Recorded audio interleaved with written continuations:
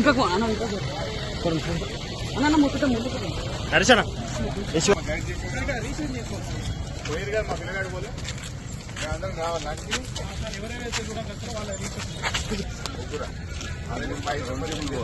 మెల్ల మెల్ల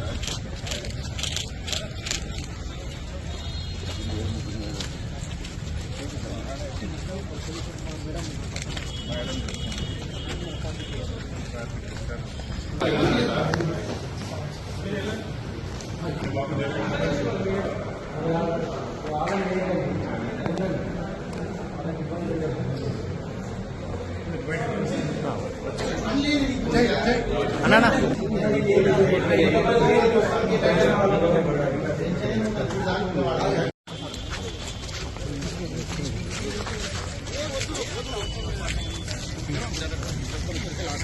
ఇక్కడ ఉండండి నాకు అందరికి ఉండండి జర్నలిస్టు ప్రెస్ ఎవరు రావద్దు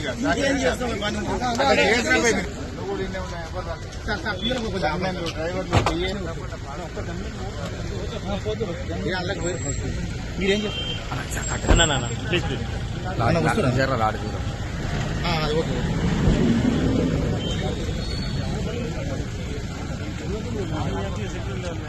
మేమే వెళ్ళాం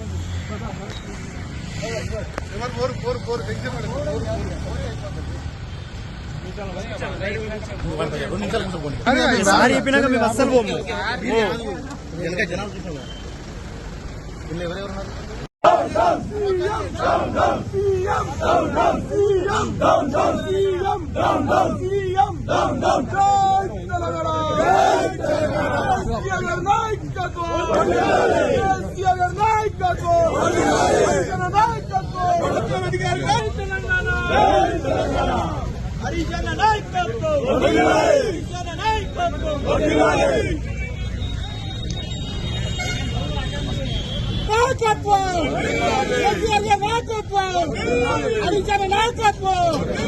హరిజన నాయకత్వం బండారు లక్ష్మణరెడ్డి గారి నాయకత్వం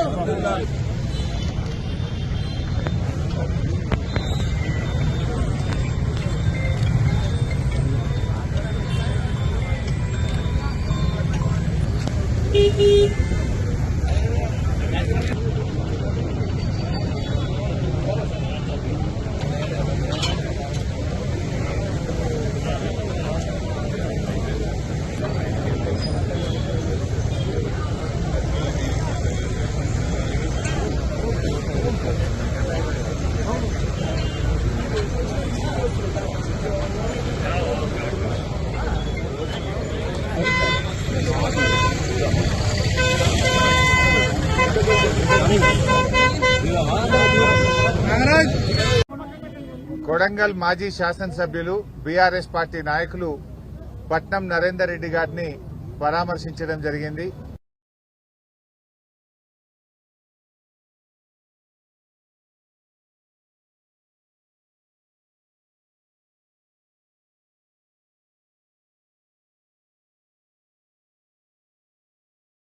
అరెస్ట్ చేయడం జరిగింది.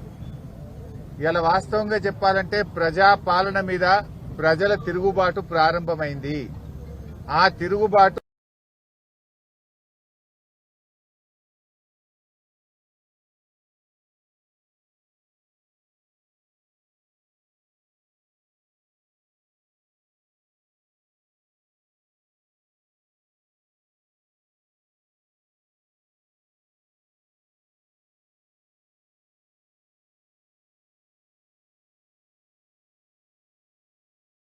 కావాలి, మా భూములు ఫార్మా కంపెనీలకు ఇవ్వమని ఆ ప్రాంత ప్రజలందరూ కూడా గత కొన్ని నెలలుగా పోరాటం చేస్తా ఉన్నారు.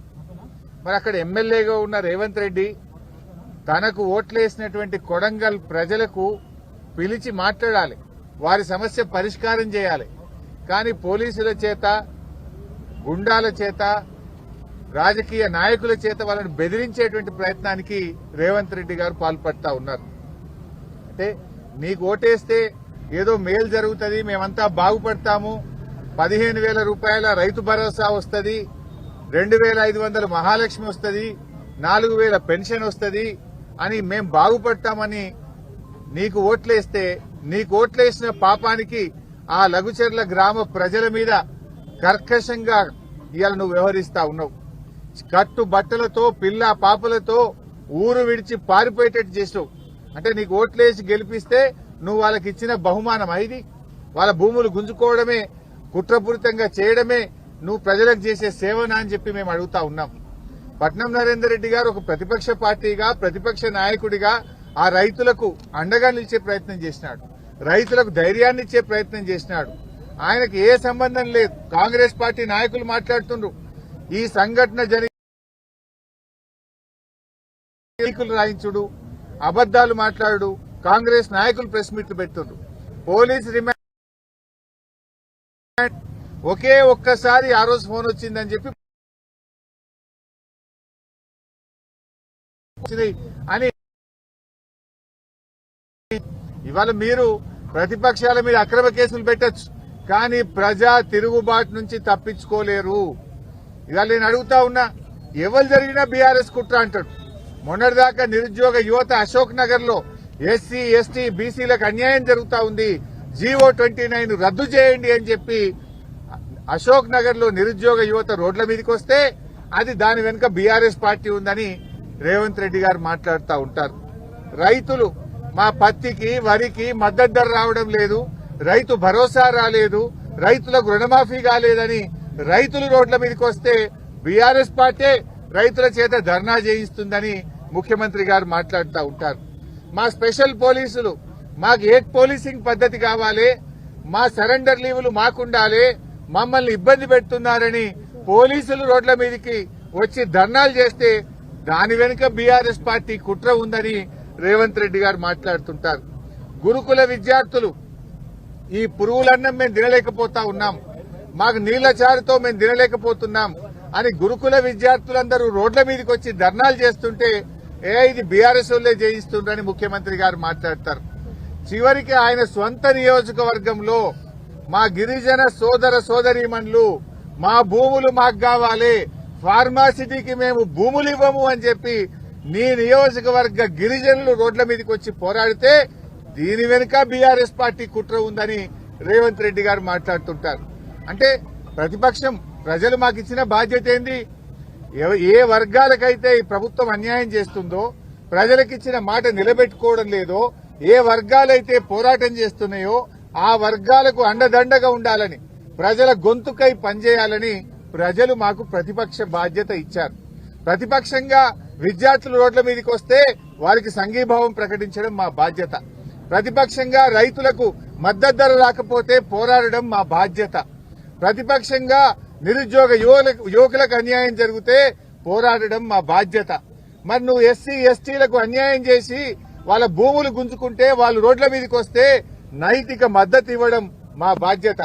పోలీసులు రోడ్ల మీదకి వస్తే పోలీసుల హక్కులు కాపాడడం కోసం కూడా వారి పక్షాన నిలబడడం ప్రతిపక్షంగా మా బాధ్యత. లేకపోతే ఏం చేయాలి? నువ్వు చేసే తప్పులకు, నువ్వు చేసేటువంటి నేరాలకు, నువ్వు చేసేటువంటి అక్రమాలకు మేము చిరుతలు వాయిస్తూ నీకు చెక్క భజన చేయాలనా? చిరుతలు వాయిస్తూ నువ్వు చేసే తప్పులకు మేము భజన చేయాలనా? నీ తప్పులను ఎత్తి చూపడమే మా బాధ్యత. నువ్వు చేసే అన్యాయాలను, అక్రమాలను ఎదిరించడమే మా బాధ్యత. పీడిత ప్రజలకు, పీడిత వర్గాలకు అండదండగా నిలబడడమే ప్రతిపక్షంగా మా బాధ్యత. నువ్వు అనుకుంటున్నావేమో బీఆర్ఎస్ నాయకుల మీద కేసు పెట్టాని, మమ్మల్ని అక్రమంగా ఇరికించాలనుకుంటున్నావు. పెడితే పెట్టు. మాకు ఉద్యమాలు కొత్త కాదు, అరెస్టులు కొత్త కాదు, జైళ్లు కొత్త కాదు.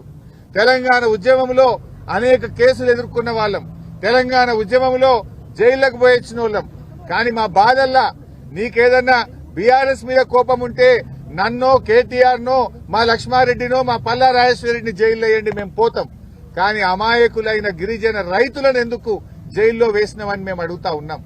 తక్షణమే ఆ గిరిజన రైతులను వెంటనే విడుదల చేయాలని చెప్పి బీఆర్ఎస్ పార్టీ పక్షాన్ని డిమాండ్ చేస్తా ఉన్నాం.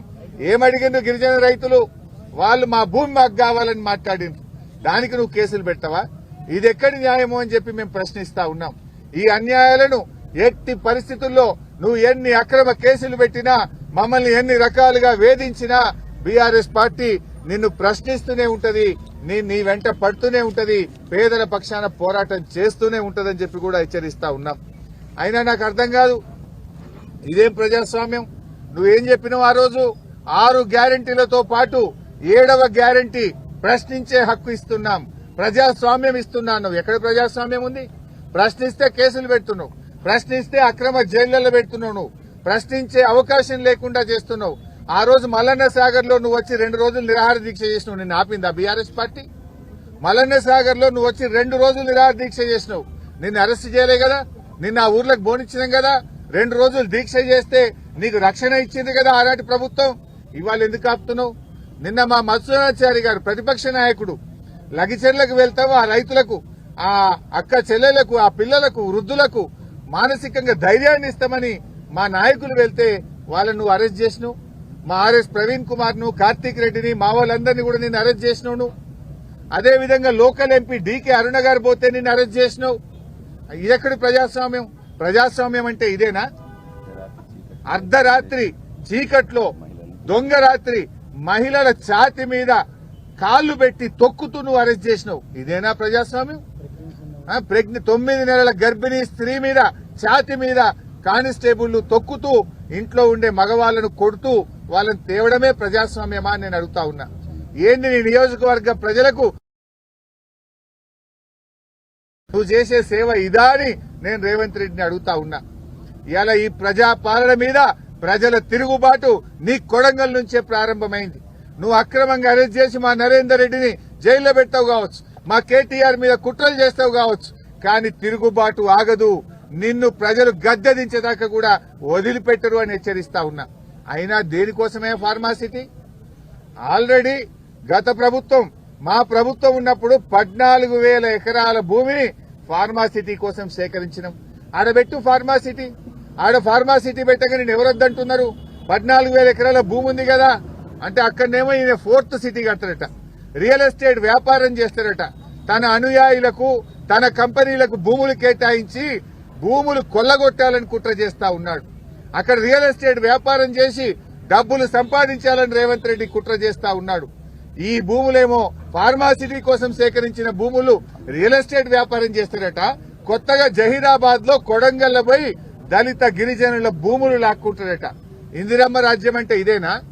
ఏం చెప్పింది ఇందిరమ్మ? ఇందిరమ్మ దళితులకు గిరిజనులకు భూములు పంచితే ఇందిరమ్మ ముసుగులో రేవంత్ రెడ్డి ఈ రోజు దళితుల గిరిజనుల భూములు లాక్కోవాలని చూస్తా ఉన్నాడు. ఆనాటి ఇందిరమ్మ ఎమర్జెన్సీ పాలన ఈ రోజు రాష్ట్రంలో తలపిస్తా ఉన్నది. నువ్వు భూములు గుంజుకోవడమే ఇందిరమ్మ పాలన? దళిత గిరిజనులను అక్రమంగా కేసులు పెట్టి జైల్లో పెట్టడమే ఇందిరమ్మ పాలన? నేను అడుగుతా ఉన్నా. నిజంగా ఫార్మాసిటీ పెట్టాలి, ఫార్మా కంపెనీలు రావాలంటే గత ప్రభుత్వం సేకరించిన 14,000 ఎకరాల్లో నువ్వు ఫార్మా కంపెనీలు పెట్టు. ఈ కొడంగల్లో గాని జహీరాబాద్ లో గాని నువ్వు సేకరించిన భూమిని వెంటనే విత్డ్రా చేయి. రైతుల భూములు రైతులకు ఉంచు, రైతులను అన్యాయంగా వేధించొద్దు అని చెప్పి రేవంత్ రెడ్డి ప్రభుత్వాన్ని మేము హెచ్చరిస్తా ఉన్నాం. అయినా నీ ప్రాధాన్యత ఏంది? నీ ప్రాధాన్యత అదాని, నీ ప్రాధాన్యత నీ తమ్ముళ్ళు, నీ ప్రాధాన్యత నీ అల్లుళ్ళు. అంతే తప్ప నీకు గిరిజనులు బట్టది, దళితులు బట్టది, పేదలు బట్టది. నువ్వు నీ అల్లుళ్ల కోసమో అదానీ కోసమో అంబానీల కోసం పేదల భూములు గుంజుకొని ఇవాళ వాళ్ళకి కట్టబెట్టే ప్రయత్నం చేస్తా ఉన్నావు. తస్మాత్ జాగ్రత్త. తెలంగాణ ప్రజలు ఊరుకోరు. ఎట్టి పరిస్థితుల్లో బీఆర్ఎస్ పార్టీ ఈ దళిత గిరిజన రైతుల పక్షాన నిలబడుతుంది, పేదల పక్షాన నిలబడుతుంది. ఇవాళ నీ కుట్రైంది. నువ్వు సమాధానం చెప్పలేక నువ్వు మా కేటీఆర్ గారి మీద కుట్ర చేస్తున్నావు. మేము చేసిన భూమి పోయే వాళ్ళ మీద నువ్వు గాని, దామోదర్ రాజనరసింహ గారు గాని, కోదండరామ్ గారు గాని మీరొచ్చి రెచ్చగొట్టింది కదా. మీరొచ్చి ఆ రోజు ఎన్ని రకాలుగా భూసేకరణ జరగకుండా ప్రజల్ని రెచ్చగొట్టి పోలీసుల మీద కారం జల్లే ప్రయత్నం చేసిండ్రు. మరి ఆ రోజు మేము మీ మీద పెట్టాలంటే కుట్ర కేసు పెట్టి మిమ్మల్ని అరెస్ట్ చేయలేకపోయామా? ఆ తప్పుడు పనులు మేము చేయలే. ప్రజాస్వామ్యబద్దంగా మేము వ్యవహరించాం. ఇవాళ నరేందర్ రెడ్డి గారికి ఏ సంబంధం లేదు. నరేందర్ రెడ్డి గారు అక్కడ ఒక ప్రతిపక్ష నాయకుడిగా, మాజీ ఎమ్మెల్యేగా ప్రజలు, గిరిజనులు, రైతులు తన దగ్గరికి వచ్చినప్పుడు తను నైతిక మద్దతునిచ్చాడు. ప్రభుత్వం దృష్టికి తీసుకుపోయాడు. ప్రభుత్వంతో ఈ భూములు తీసుకోవద్దని చెప్పి ఆ రైతుల కోసం ఆయన మాట్లాడే ప్రయత్నం చేసినాడు. పార్టీ దృష్టికి తెచ్చాడు. ఇవాళ నరేందర్ రెడ్డి గారిని ఇరికిస్తారు. మళ్ళా ప్రశ్నించే గొంతు ప్రతిరోజు ప్రభుత్వం మీద పోరాడుతున్న కేటీఆర్ ను కూడా అక్రమంగా ఇరికించారు. ఇప్పుడే మేము ఆయనతో మాట్లాడాం, నరేందర్ రెడ్డి గారితో. ఆయన రిమాండ్ రిపోర్ట్ లో ఏం రాశారో తెలియదట ఆయనకు. రిమాండ్ రిపోర్టును 5 నిమిషాల ముందు మెజిస్ట్రేట్ గారి ముందు ప్రవేశపెట్టే ముందు రిమాండ్ రిపోర్ట్ మీద సంతకం పెట్టించుకున్నారు. ఆ రిమాండ్ రిపోర్ట్ లో ఏముందో నాకు తెలియదు. జైల్లో పొద్దున పేపర్లు చూస్తా ఉంటే రిమాండ్ రిపోర్ట్ లో కేటీఆర్ గారికి కూడా దీనిలో ప్రోద్బలం ఉన్నదని, కేటీఆర్ గారు ఎన్ని డబ్బులు ఖర్చు అయినా పెట్టమని చెప్పినట్టు వీళ్లే రిమాండ్ రిపోర్ట్ రాసి, రిమాండ్ రిపోర్ట్ లో చదివే అవకాశం లేకుండా సంతకం పెట్టించి ఇవాళ తప్పుడు రిమాండ్ రిపోర్ట్ రాసినారు. తప్పుడు రాసిందని చెప్పి నరేందర్ రెడ్డి గారు మాకు చెప్తూ ఆయన చాలా బాధపడ్డాడు. అసలు నాకే సంబంధం లేదు, నాకే విషయము తెలియదు, కేటీఆర్ గారికి సంబంధం ఉందని ఆయనని ఇచ్చారు. ఇది అన్యాయం. అసలు రిమాండ్ రిపోర్టు రాసే ముందు నాతో మాట్లాడలేదు, ఏమి రాశారో చదివే అవకాశం నాకు ఇవ్వలేదు, రిమాండ్ రిపోర్ట్ లో ఏముందో నాకు తెలియకుండా ఒత్తిడి చేసి నాతో సంతకం పెట్టించారు. అంతకు మించి నాకు తెలియదు. ఈ విషయాన్ని మీకు చెప్పడమే కాదు, నిన్న మెజిస్ట్రేట్ కూడా చెప్పాను. మెజిస్ట్రేట్ గారి ముందు కూడా ఆ రిమైండ్ రిపోర్ట్ లో ఏముందో నాకు తెలియదు, ఒక్క నిమిషం ముందే నాతో సంతకం పెట్టించారనే విషయాన్ని నిన్న మెజిస్ట్రేట్ గారికి కూడా చెప్పానని చెప్పి నరేందర్ రెడ్డి గారు చెప్పారు. అంటే దీన్ని బట్టి ఏమర్థమైతుంది, నరేందర్ రెడ్డి గారిని ప్రశ్నించే గొంతు గనక ఇవాళ ఆయన జైల్లో పెట్టి అక్కడ భూములు గుంజుకోవాలని చూస్తున్నాడు. నరేందర్ రెడ్డి గారు లేకపోతే ఆ ప్రాంతంలో ఫార్మా కంపెనీల కోసం, బడా బాబుల కోసం ఆయన భూములు గుంజుకోవాలని చూస్తున్నాడు. నేను అడుగుతా ఉన్నా, నీ ప్రేమ ఎవరి మీదనే రేవంత్ రెడ్డి? నీకు ఓట్లేసి నిన్ను రాజకీయ భిక్ష పెట్టిన వాళ్లకు, నిన్ను ఓట్లేసి ఎమ్మెల్యేగా గెలిపించిన కొడంగల్ ప్రజల మీద నీ ప్రేమ గింతేనా? కొడంగల్ ప్రజల మీద నీకు ప్రేమ లేదు, ఫార్మా కంపెనీల యాజమాన్యాల మీద నీకు ప్రేమ ఉన్నది. నీ ప్రేమ నీ అల్లుడి మీద, బడా బడా పారిశ్రామిక కంపెనీల మీద. అంటే నువ్వు ఏంది కాకులను కొట్టి గద్దలకేసే ప్రయత్నం లాగా, అంటే రైతుల నోర్లు కొట్టి గిరిజన రైతుల భూములను అక్రమంగా గుంజుకొని ఫార్మా కంపెనీల బడా బడా బాబులకు ఆ భూములు కట్టబెట్టడం కోసం నువ్వు పనిచేస్తున్నావు. ముఖ్యమంత్రి ఉన్నది ఇందుకేనా? దళితుల గిరిజనుల నోళ్లు కొట్టడానికేనా? పేదల భూములు గుంజుకోవడానికేనా? ఇదేనా అని మేము అడుగుతా ఉన్నాం. నరేందర్ రెడ్డి గారు ధైర్యంగా ఉన్నారు. ఆయన ధైర్యంగా ఉండమని చెప్పి బీఆర్ఎస్ పార్టీ ఆయనకు పూర్తి అండదండగా ఉందనేటువంటి విశ్వాసాన్ని మేము ఆయనకు చెప్పాం. తప్పకుండా న్యాయం గెలుస్తుంది, ధర్మమే నిలబడుతుంది. నువ్వు అక్రమంగా కేసు పెట్టచ్చు, మమ్మల్ని జైల్లో పెట్టచ్చు, మాకు న్యాయం మీద నమ్మకం ఉంది, న్యాయస్థానాల మీద మాకు నమ్మకం ఉన్నది. మా న్యాయవాదులు తప్పకుండా పోరాడతారు. నిర్దోషిగా నరేందర్ రెడ్డి గారు బయటకు వచ్చేది ఖాయం. నరేందర్ రెడ్డి గారికి ఏ సంబంధం లేకుండా అక్రమంగా ఆయనని కేసులో ఇరికిచ్చారు. తప్పకుండా న్యాయస్థానంలో మాకు న్యాయం జరుగుతుందని, నిర్దోషిగా నరేందర్ రెడ్డి గారు బయటకు వస్తారనే సంపూర్ణమైన నమ్మకం మాకుంది. Please subscribe the TG24 TV. TG24 TV subscribe చేయండి. So please subscribe TG24 TV. అందరికీ నమస్కారం అండి, నేను మీ యాంకర్ నేహ. సో TG24 టీవీని సబ్స్క్రైబ్ చేసుకోండి. Thank you. Please do subscribe TG24 TV. Subscribe.